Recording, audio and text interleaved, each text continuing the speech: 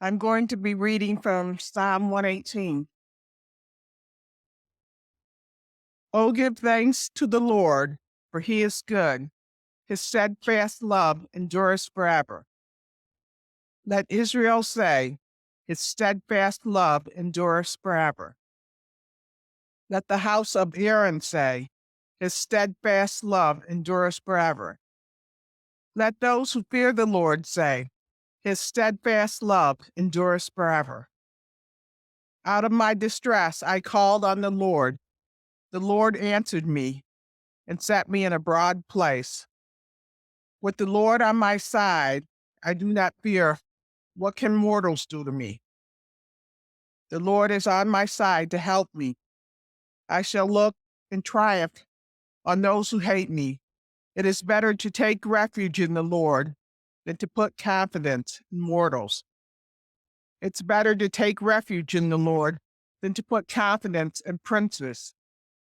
All nations surround me. In the name of the Lord, I cut them off. They surround me on every side. In the name of the Lord, I cut them off.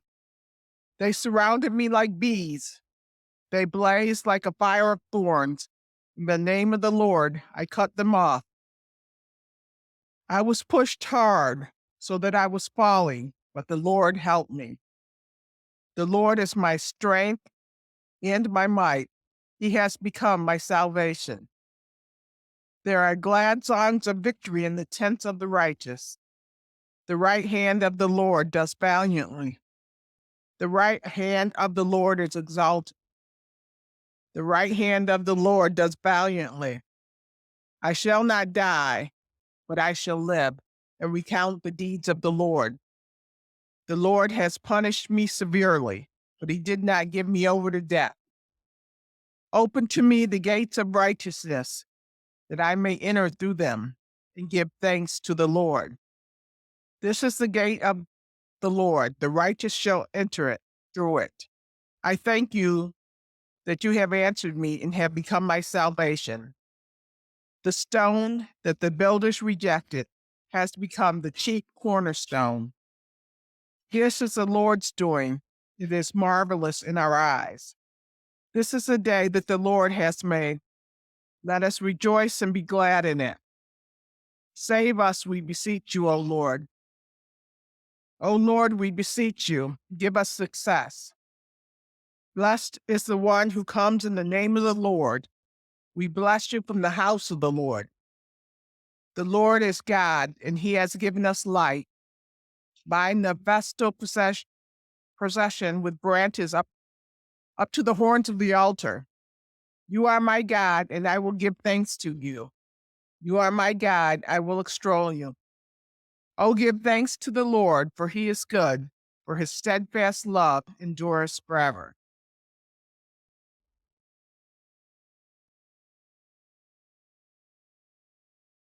When Gene asked if I'd share something, the topic came pretty quickly to me, just encouraging an attitude of gratitude.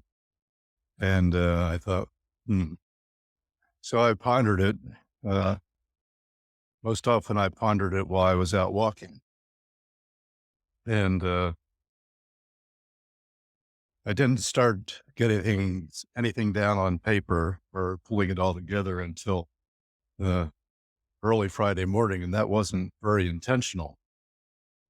But 4:30 in the morning, I woke up and I looked out the window and there was a bright light out there. I thought, what is going on? And the strange thing was, I can look out the window to the east and I can see the silhouette of our barn out there. And beyond the barn, I can see the silhouette of the woods there. And this light was so bright, it was shining through the trees. I thought, well, this is unusual. For whatever reason, I didn't really pick up on this before. So the question that came to mind was, what is that light? And I thought, well, is it an airplane? So I watched it for a minute or two, and it's, like airplanes move relatively quickly across the sky. So that didn't seem to be the case. So no, it's not an airplane. So Any ideas? Anybody have an idea what it might have been? Well, I had a hint, but I wasn't sure. So I eventually got up after thinking about this for a while. And the question is, what is that star? Or is it a star? It seemed like it was a star. It didn't seem to be moving. And the answer was, it's not a star. The answer is, it's a planet. It's Venus. And Venus, it says here, and I did a little bit more research, says will dominate the eastern pre-dawn sky during September and beyond. Venus, which goes by several names, the morning star, will rise around 4:30 local time. It glows with a steady silvery light. Venus is the third brightest natural object in the sky after the sun and the moon. So sure enough, as I continued to watch, this is obviously before I got out of bed, so I laid there for a while, and it was, keeping me awake at least. I wasn't going back to sleep.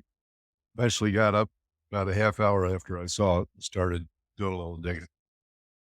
But eventually it came up over the tree line and continues up over the sky. And sure enough, it's continuing its journey across the sky. So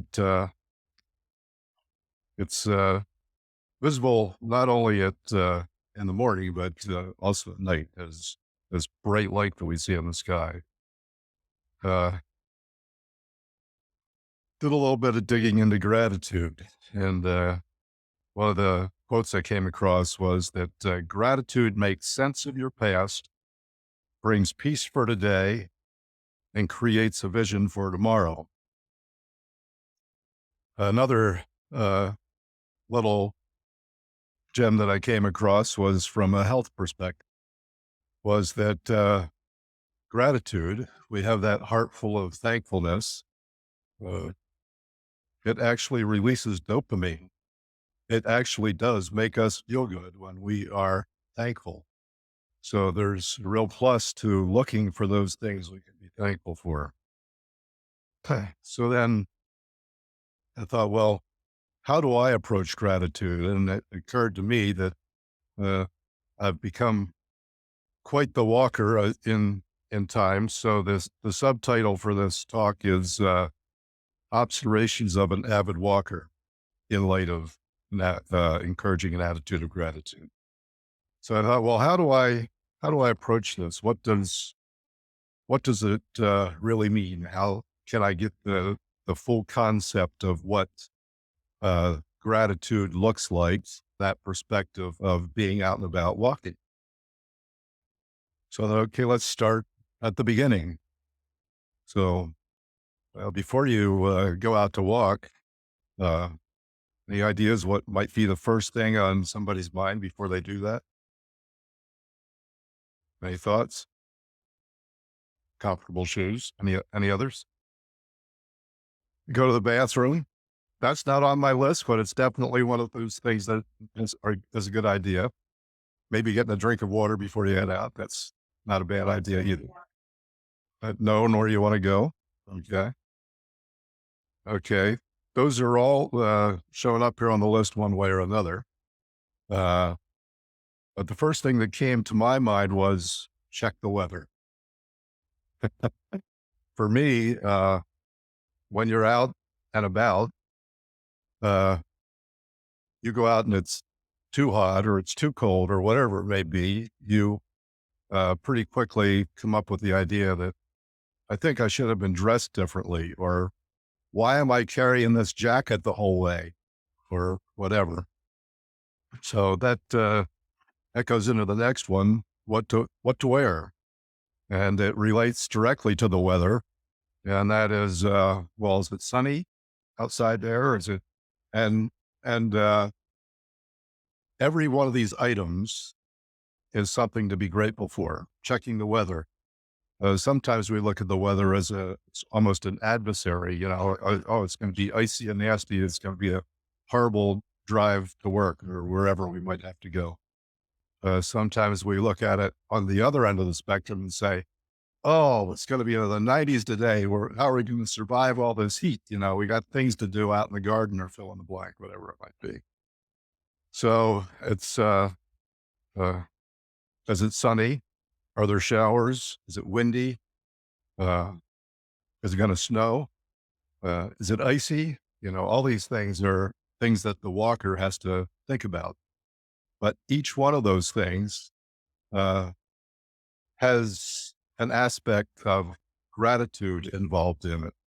Uh, on the icy day, maybe it's best to say, forget about the walk and just stay inside. Or if you really want to get out, you can add some cleats to your list of uh, gear and stick them on and go for the hike.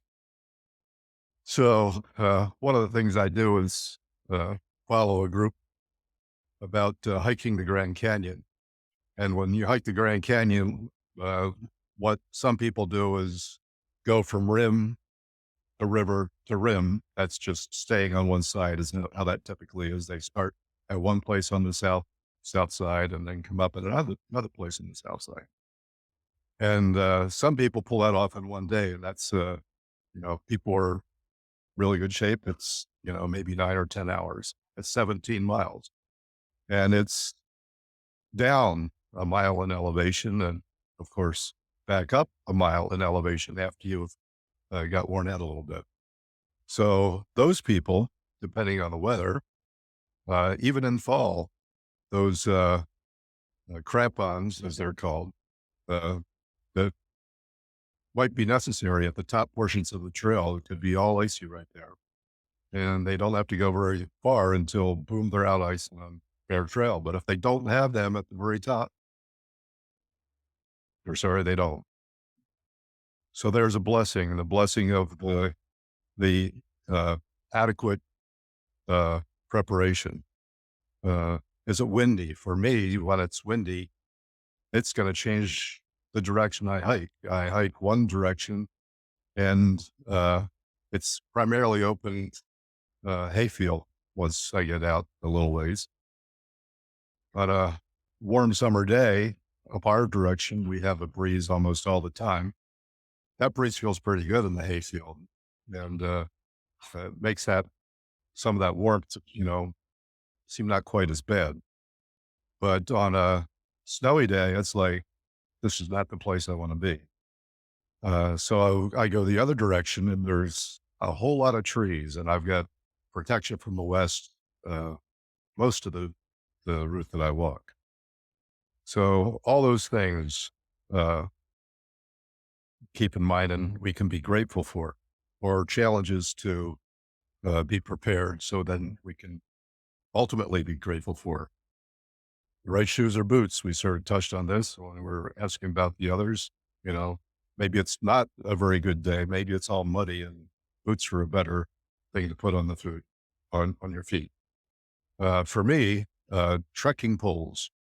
I've got into using trekking poles for the longest time. I thought, oh, uh, I've read about them, and people that use them think, oh, these are the greatest things ever. And I think, I don't think I'd ever use them. They seem like just an extra thing to carry.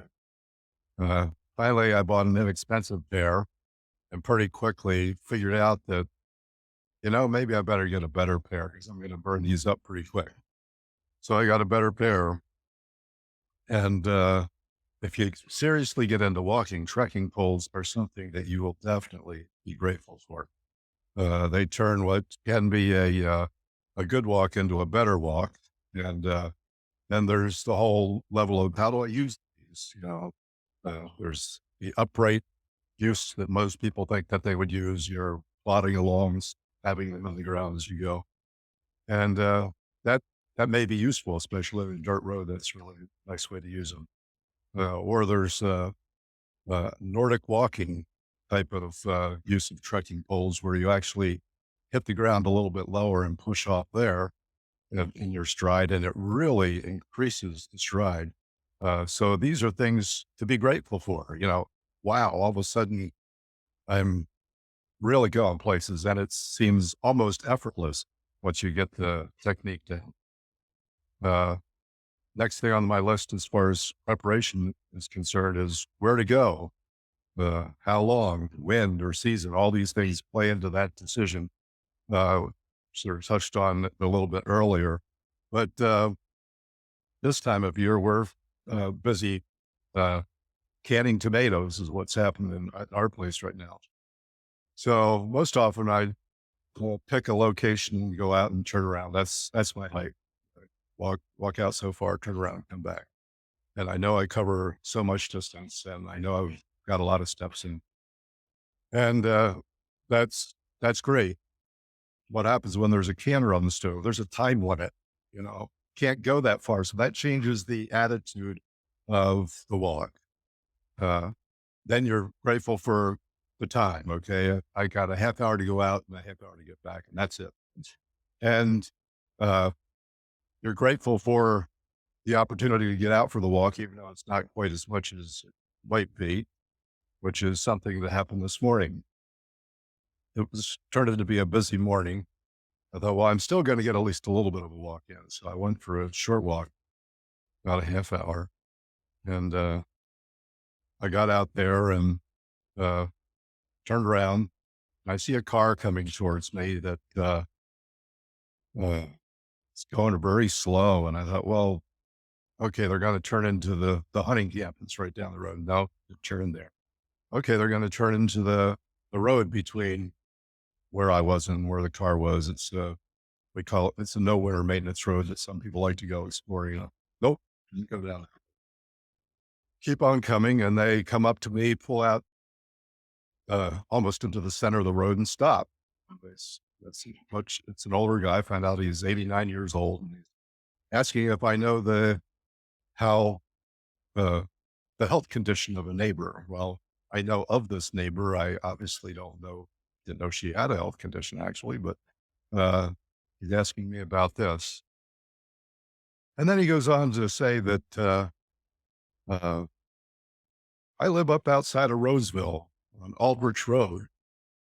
And he said, moved there in 1938. My parents loaded up everything on a hay wagon and we moved there and been there ever since. So I got thinking about that, start doing calculations in my head as I'm walking after he left. And he was 4 years old and he walked over there on this road. And sure enough, the road name that he gave me was the same as his last name. So no doubt it was the first house on the road. And so did I anticipate that I was going to bump into somebody on this sort of a rushed morning? No. Was it worth the time to take and interact with someone that I had never met before and learn a little bit more about the extended community? Yes. Was it a blessing? Yeah, sure. I learned a little bit more about the neighborhood, learned that this guy had concern for a neighbor and was wanting to stop in and check it out. And sure enough, as we drove by that neighbor on the way here, his car was parked there. So he obviously got a chance to visit. So that ends the preparation stage. Next thing I'm calling out the door. So once you get out the door on the walk, my first thing on the list is keep your chin up. All too often, people walk along and I know I'm guilty of this, even as I have a fair amount of experience walking these days. I get in the groove with a hike and I'm really busy climbing a hill. And next thing you know, I'm realizing that I'm really just looking at the road just right in front of me. I'm not paying any attention to all the beauty of nature that surrounds me and the new flowers that showed up that day or whatever it might be. But I'm just like in the groove on that walk. So you know, keep your chin up. If you're out there walking, obviously not everybody lives in the country like I do. So maybe on a sidewalk that may be of marginal repair, sometimes it's better to keep your nose to the grindstone a little bit more. But and that also exists on the road. But uh, second thing on the list is keep scanning your surroundings. That sort of relates to keeping your chin up. You'll be amazed at the things that you see as you uh, head out for the day. Uh, Take you on a just a example along this line of headed out the driveway like we normally do. We have a 1/4 mile driveway, so the start of the walk is the driveway all the time. It's familiar. It's something I see all the time. Well, we have a few cows on the property. Sometimes they're along the driveway. Sometimes they're uh, all they care about is nose to the grindstone, keep eating that grass, and that's all they're doing. Other times they're pretty curious and say, "Oh, what's in the sky?" Humans out checking out the world this morning, just like we are. So you have opportunity, even though it's not interaction with humanity, you have opportunity to interact with God's creation in some small way. Continue on, we get to the end of the drive. There's a large pond across the road. I never know for sure what I'll find on that pond. This time of year, lots of morning, it's a few ducks. I get out there and ducks are pretty skittish around our area and they'll, take off and fly across the other side of the pond just to get away from me. Oh, look out. I want to be around here. And, the other day, Lois and I were out on a walk and, uh, there was a great blue heron. It's not an everyday occurrence. We see that on the pond, but, sure enough, there it was on the far side of the pond. You had to look close, but there it was. And I think about, how they look as they take off. Is everybody familiar with what a heron looks like as they take off? What are your thoughts? What do they look like to you?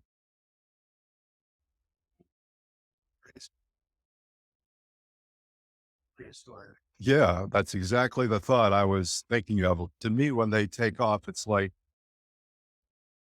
goodness, I'm seeing what's left of the dinosaur kingdom just all of a sudden taking off out across the sky right in front of me. It's like, my goodness, that long wingspan, they can actually fly, and then long legs that uh, are trailing out behind them.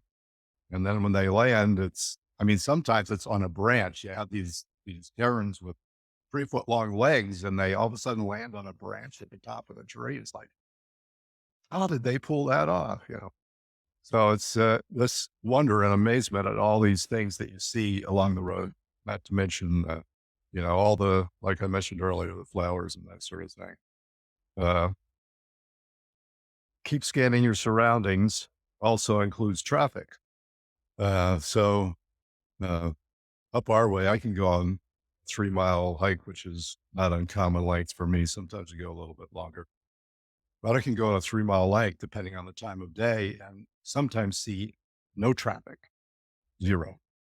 And other times it's quite a bit busier. And sometimes the neighbor will stop and talk. Sometimes the neighbor will stop and have a suggestion. Most everybody in the neighborhood has seen me out walking at this point. So they almost always swing out and they see me no matter what. This guy came along as somebody that's relatively new to the neighborhood and retired cop from New Jersey. And then he pulled over and he's wearing a bright yellow shirt. He says, "I hardly saw you. You need to put one of these shirts on. I have to get one for you."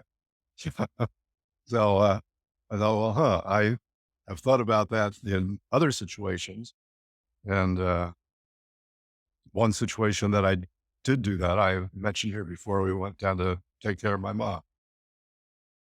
And down there, the traffic is like nonstop. You go out on a road, you think your life is at risk and probably is almost all the time. So my son had the idea that I should get one of these construction vests that are very highly reflective when I was going down there. And I put that thing on, felt a little bit silly walking out the door wearing this bright vest going down the street. I put it on, and sure enough, another thing to be thankful for. What am I thankful for in that? Well, it's helping to save my life. This bright reflective coloring, which I probably wouldn't think about otherwise, is there for my protection. And everybody can see me. There's just no escaping that I'm there. Uh, so uh, the other thing, along with keeping it, being aware of traffic, is uh, the sound. Sometimes I'm walking up towards the crest of a hill. There's multiple locations on our hikes that that there's a hill crest, just a quick hill crest that people pop up over and all of a sudden they're there. So as you're walking up the crest of the hill, you're not only thinking, okay, I have to be careful to stay to the edge all the more so right now in case somebody does pop up over that hill, but you're listening and you hear someone long before you see them. And that's all the more so with people that are coming up from behind. That you're walking opposing traffic is what I always do and what everyone should do out on a country road. And people come up behind, and that goes into my next point. Uh, be the neighborhood's goodwill ambassador. Uh, and what I do is I wave to every vehicle that goes by. Uh, Initially, uh, in our neighborhood, that was just almost automatically that you get a response. As soon as you wave, yep, they're waving back. And the more often you see a particular vehicle, the more often you're going to get the wave. Sometimes they wave before you do. And it's like, okay, these people are recognizing here's another part of humanity, and I think that's real. And I think, well, it's sort of a mutual blessing, right? There are mutual things to be grateful for that here's another person who took the time to think, oh, hey, I recognize you. You're part of the community, nice to see you today. And I don't, oh, no, I don't think I've ever had bouts of depression, but I've known people that have, and I've had them tell me that, just the simplest thing of someone saying hello or giving a wave is just enough to, you know, give them the boost that they need for the day. So I keep that in mind as I go out through there. What happened downstate? Similar concept. I think, well, am I ever going to be able to wave to everybody down here? The cars are coming hot and heavy. It's like, I hardly get done with one wave until I'm doing it again. And first time we were down there 2 different weeks. First time I was down there, I thought, this is crazy. Nobody's going to wave. And sure enough, very few waved at the beginning of the week. A couple days in, the interaction increased. By the end of the week, it was probably 90% of people were waving back to me that never even thought of waving before because nobody does it. And then we went down a second time and it was like as if that memory was there. It was like all but 100% of everybody is waving back to me. So I'm thinking, it's the little bits of encouragement that we can give to each other that make a huge amount of difference.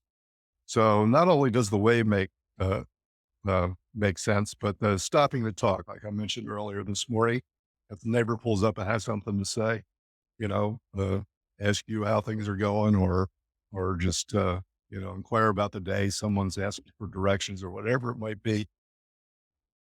Enjoy it. Take the time to do it. Okay. Maybe you didn't get back quite as quick as you thought you were going to, but it was there, an opportunity to interact and smile. If somebody pulls over and says, you know, what's going on, and I have directions, don't just be the grump. Say, oh yeah, sure, where are you going? Remember that you're that ambassador of goodwill. We're all called to do that. Next on the list is adapt for changing conditions. This time of year, when things get a little bit hot and toasty out there, uh, I have this technique that I call chasing the shade. Uh, as you go down the road, sometimes the shade is just on the other side. And that's like, okay, well, I always tend to walk opposing traffic.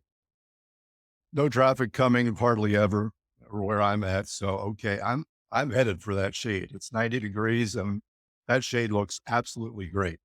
So I chase the shade. I go back and forth, of course, being careful of what I'm doing. Wintertime, it's the opposite end of the spectrum. Instead of chasing the shade, I'm chasing the sun. Okay, now it's the sun that I got to get out there and feel that warmth. Both of those things are things to be grateful for. Next on the list, enjoy your surroundings. Uh, I think sometimes we just take for granted everything that's around us. It's just there. It always is there. Uh, Look at things with fresh eyes. Just challenge yourself to always look at things with fresh eyes. There is new and exciting things if you get into it to see every day that you might not have seen before, or maybe you won't see for a long time. One morning I was out walking and there was a fox that, just as I got to the end of the drive, there was a fox running up the road and he wasn't expecting this crazy person to be out there. It was an early morning. That particular day, it was an early morning. I was out walking and, they weren't expecting this crazy person to be out walking. All of a sudden they see me and just about jump out of their skin, run across the other side of the road and head off down by the pond. And, a couple days later, I was out about a mile and a half from home and I had very similar occurrence. Another fox just jumped out on the road in front of me and similar concept. He said, and he changed his direction very quickly and was headed off down the road. I sort of messed up the fox's day, both those occurrences, but it sort of made my day. I don't get to see it every day, so there's nothing to be grateful for. Uh, Next thing on the list, notice details large and small. Uh, Talked about some of the larger things, the animals. One of the things I noticed walking the other day, it was we almost always have wind, and this time of year that breeze feels really. It was a like 0 wind day, so I'm out there walking and thinking, this is really hot, and going along, and then all of a sudden I looked over at a chicory flower. And look, out in the country, chicory flowers tend to line the road lots of times, or chicory tend to line the road. They don't always have flowers, but this particular day they did. And I noticed this little chicory flower petals were just quivering in the wind, just like, I thought, well, goodness, I didn't even know there was a wind. Similar occasion, uh, aspen, known as quaking aspen. Uh, I, I didn't hardly notice the breeze. Another day while it was really getting quite warm, all of a sudden I'm walking by an aspen tree and I noticed these leaves just, you know, quivering in the wind. And I think, oh, okay, yeah, there is a breeze. There is actually that breeze to be thankful for. So, similar concept. Next on the list is what's new in the neighborhood. Well, there's always something that might be new. And like I mentioned earlier, it could just be a new flower. It might be something else that's new. Uh, Keep your eyes open, see what you can see and what you can be grateful for. Uh, Next on the list, I have turnaround point. And I, the subnote there, I have time to adjust. Well, that time to adjust, like I mentioned, that my turnaround point on my one walk is at the very crest of the hill, one of the highest points I walk to. And so I get there and I say, was I keeping my chin up? No, I was actually just getting in the groove with the walk instead of enjoying the things around me. So, and then the walk back, a new perspective. All of a sudden, what was an uphill when I got to the turnaround point is now a downhill. And I'm also looking the opposite direction. So I'm seeing all kinds of things that I hadn't seen before. Last on the list is back home. And when I get back home, this time of year, it's time to cool down, turn on the ceiling fan and enjoy a bit of a breeze for a while, help cool down. Or in the winter, it could be the other end of the spectrum, warm up, get that cup of coffee or cup of cocoa. With me, I think it's important to share the blessings. So Lois gets an earful when I get back of what I saw today, or more often than not, she'll say, "So what did you see on the hike?" So let her know what's going on. And of course, then it's time to rest up a little bit after you hiked and really got out there moving along. It's time to rest a bit. And then next on the list is reflect on lessons learned. What did I see? What did I appreciate? And, uh, and do I really have that attitude of gratitude? The other things the last thing on the list is keep records. You know, this whole idea of a gratitude journal. I'm not into that myself personally. Sort of keep those things locked up into my head. And maybe that's not the best. I should, maybe write them down. And sometimes, someday, somebody will find that. And if they're patient enough, they'll maybe look at it and say, okay, was grateful for this that day. Okay. Uh, but things I do sort of keep track of because I'm primarily in this as a health practice. Uh, at the top, sort of the top motivating force of it was keep track of.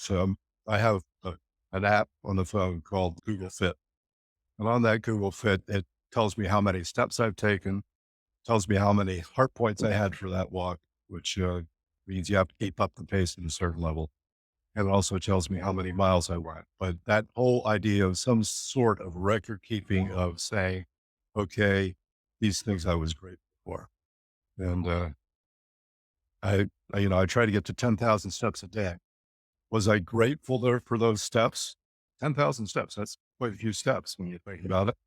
Sometimes I get close to double that, but uh, you think I have the energy and the ability to take that step one more time, one more day, and get out there and enjoy God's creation. I encourage you to do the same.